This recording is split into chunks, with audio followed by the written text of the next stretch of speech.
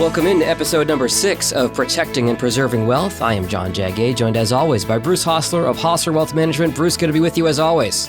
John, thank you and welcome this morning. So today we're talking about a really interesting topic, and the name really catches my attention too. That is demand destruction and the potential coming recession. So what exactly is demand destruction? John, demand destruction is what the Federal Reserve is trying to create right now when they raise the interest rates like they are. By raising the interest rates, they are trying to slow down the U.S. consumer from buying and consuming due to the higher interest rates. So this will slow down the economy. Usually it will throw us into a recession and thereby slow down the high inflation rates that we're currently experiencing. So are you saying the Federal Reserve could be trying to create a recession, Bruce? You know, the Federal Reserve is definitely trying to create demand destruction, and they're trying to slow down the hot economy. They would like to avoid a recession if they can, but raising the interest rates like they are and trying to slow down the rate of inflation, it makes it almost impossible for them to avoid a recession. And they know that. Jay Powell admitted as much yesterday. They need and want inflation to subside, and to do that, they need the economy to cool off and slow down. And in fact, the very definition of a recession is negative GDP or negative gross domestic product for 2 quarters in a row. We've already had 1 quarter. So they are well on their way on creating that, even though that's not the desired result that they are seeking. So this is always interesting to me about the word recession, because you can't say we're in a recession right now. You've got to look back at the data to be able to declare it. So as you just said, first quarter, we had the negative GDP. It takes 2 quarters. So it's possible as we wrap up Q2 as we're recording this that we could be in a recession? It is true. It may well be that we are in a recession right now. We're going to get the second quarter reports probably later in July. And the first quarter of the year, we had negative GDP by about 1.5%. So there's a chance that we are, but there's still a lot of demand in our economy. You know, we've been pent up for 2 years with this pandemic, maybe going on 3 now, it feels like. And just like you want to go on vacation and enjoy yourself, I just came back from a vacation. We are all champing at the bit to go out and live our lives, and we're willing to spend money and go into debt. There was a report the other day that credit card debt is going up. The American consumer is wanting to spend money, and the Fed is trying to slow down that demand. That is really interesting. Like you said, my wife and I are going on a big trip at the end of July because, you know, we spend about 2 years both working from home and being in the house together all the time. We still like each other, but we do want to get out and go explore things other than these 4 walls for sure.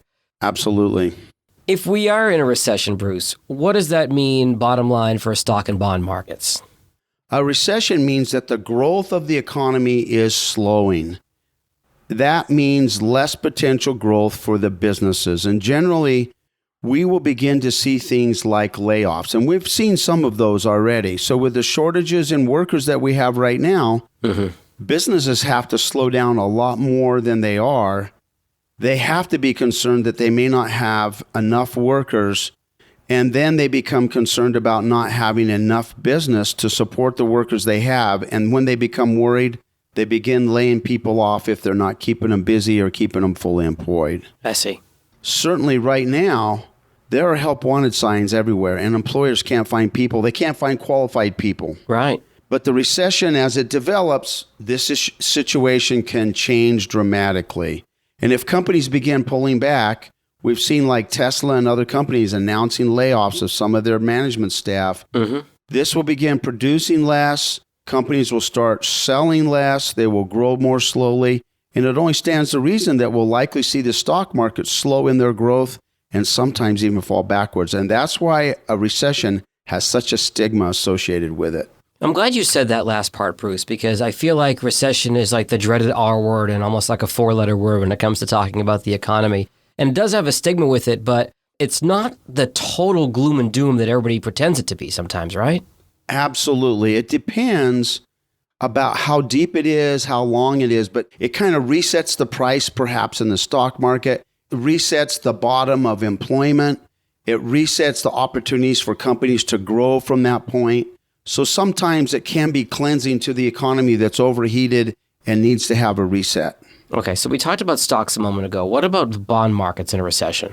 So with the Federal Reserve raising interest rates, it makes it more expensive for companies to borrow money. Sure. So most companies, when they borrow money, they're going to borrow money on, let's call it a line of credit. And the things about a line of credit that a lot of people do not understand is that those are variable interest rates. Mm-hmm. And so when a business company has variable interest rates on their line of credit, when they're borrowing money to grow, if the Fed is raising interest rates, it makes it more expensive for the company to do business. So when that capital is harder to come by, they will not borrow as much. They won't invest as much in capital improvements. They won't invest as much in their intellectual development. And they won't grow as rapidly because the funds are no longer cheap and easy to come by. So there is another reason that domestic growth will slow in America. Also, if companies have not managed their finances well, we could see some companies struggling to pay their debt obligation. That weighs on the value of their stock. Okay. Also, if some of them are mismanaged so badly that they go out of business because of this, we could see some bondholders left holding the bag and lose a lot of money on the bonds that those corporate companies owe. That is kind of a vicious cycle. So I know there's really no way to predict this. You're not Kreskin. You don't have the crystal ball sitting there, Bruce. But how long would or could a recession last? John, we just don't know. How long will it take for the Federal Reserve to reverse course and begin raising their rates and then lowering their rates? So reversing course is when they turn around and say, hey, we're done raising the interest rates. Now we're going to have to lower them because the economy's gone into a recession and we have to resuscitate it.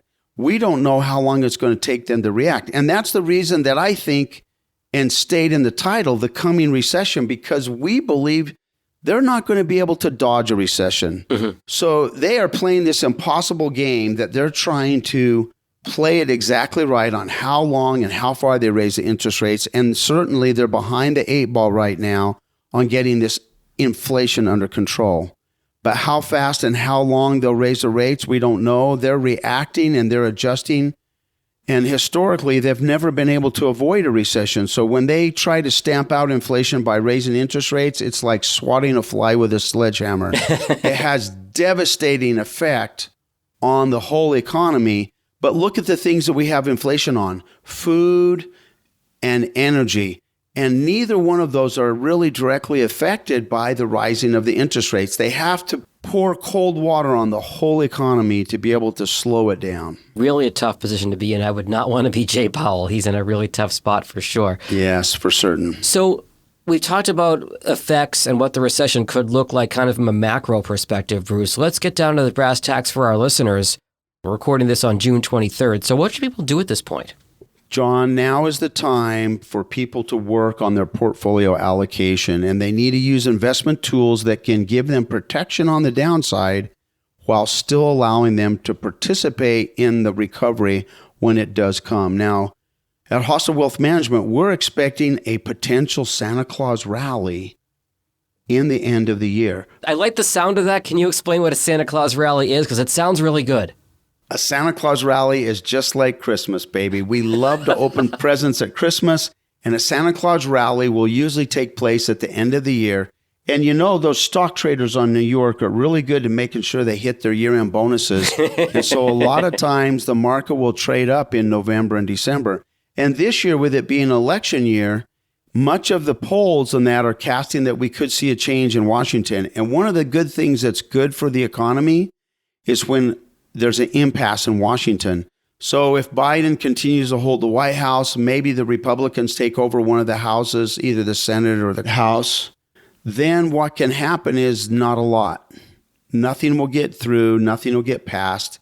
And the markets like that because that gives us a little bit of confidence that there's not going to be big changes. The other thing is it could change some of the direction we have in some of these inflationary decisions. And so there's some hope that there will be a Santa Claus rally at the end of the year. You want to be ready to protect your accounts between now and then. So you have to have something that has a buffer or a protection or a floor on it, and that can also allow you to participate in the market going up. Now, many economists are calling for a recession to appear in 2023 or 2024. So as Jay Powell and the Fed continues to raise interest rates, it may become more and more difficult. And as that difficulty develops for the companies, it slows the economy, it slows the consumer, the interest rates are higher. I don't know if energy continues to rise, but it's certainly very expensive right now. So you want to be able to provide protection for your accounts until we get through the Federal Reserve interest rates rising environment. And that'll probably be at least through the end of the year and likely into 2023. That is really good advice. Before we wrap up, Bruce, I want to come back to an interesting point that you made a moment ago, and that has to do with the U.S. government. And again, not a political podcast. We're not going left, right, blue, red, anything like that here.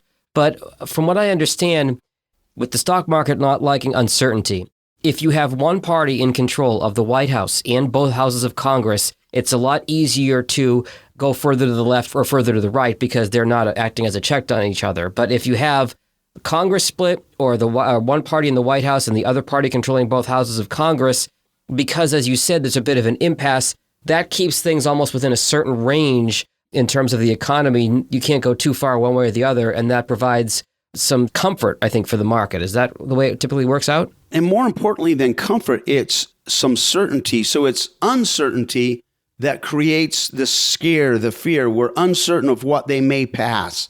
So when they control both houses and the White House, there's no telling what they may do, and that creates uncertainty. We get more of a certainty when there's kind of an impasse and they can't pass anything because nobody is agreeing on anything together. And so the status quo is what we get. And when we know that we kind of have the status quo, now business people, investors, consumers can all make decisions because there's nothing going to happen other than the status quo. That is a really important point. The other crux of what we're talking about today, you just said it a moment ago, providing protection on your accounts, but still allowing yourself the upside when things do eventually bounce back. Such good advice. That's where the key to everything this episode. Bruce, if our listeners want to come talk to you and your team at Hosler Wealth Management about the current economic situation and, more importantly, what they individually can do about it, what are the best ways to find you? So they can give us a call in Prescott here, 928-778-7666, and Scottsdale, 480-994-7342. Certainly on the web, you can look us up at Hosler, Hosler, WM.com, HostlerWM.com. You can schedule an appointment right on the website right there, and we can meet via Zoom. We can meet over the phone. We can meet in person at one of our offices in our conference rooms. We offer an introductory meeting at no charge. So we look forward to hearing of any of you that want to provide upside potential and downside protection to your accounts. We have those investment vehicles available, and look forward to speaking to you about those. Bruce, I learn something every time you and I sit down and have a conversation. I appreciate it, and we'll talk again soon. Thank you, John. Securities and advisory services offered through Commonwealth Financial Network, member FINRA SIPC, a registered investment advisor. Forward-looking commentary should not be misconstrued as investment or financial advice. The advisor associated with this podcast is not monitored for comments, and any comments should be given directly to the office at the contact information specified. Any tax advice contained in this communication, including any attachments, is not intended or written to be used and cannot be used for the purpose of 1. Avoiding federal or state tax penalties, or 2. Promoting, marketing, or recommending to another party any transaction or matter addressed herein. The accuracy, completeness, and timeliness of the information contained in this podcast cannot be guaranteed. Accordingly, Hosler Wealth Management, LLC does not warranty, guarantee, or make any representations or assume any liability with regard to financial results based on the use of the information in this podcast.